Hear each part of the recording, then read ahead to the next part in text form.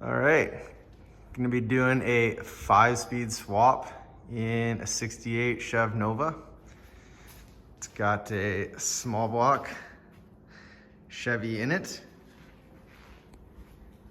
Be switching it from an automatic to a 5-speed.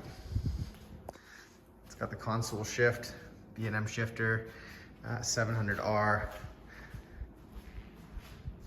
Transmission in it right now, but I think it's gonna be more fun to drive it as a standard.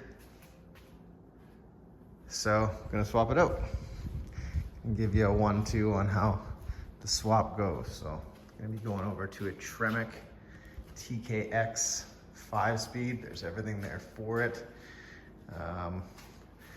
Picked those up from years ago from a fellow named Brent down in the Lower Mainland. Gonna get to it.